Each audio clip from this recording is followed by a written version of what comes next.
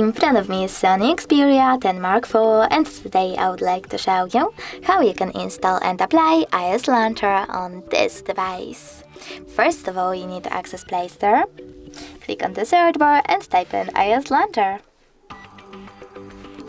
Then install this app, this one from this developer, and click on Open. Then wait for the pop-ups.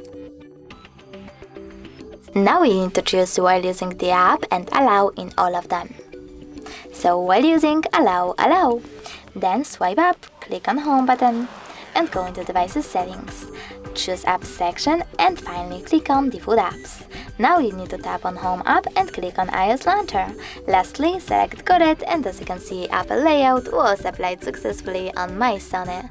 If you wish to, you can always switch between your layouts by going into the same settings and choosing Xperia Home or iOS Launcher.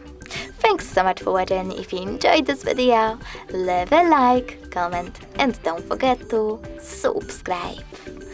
Bye!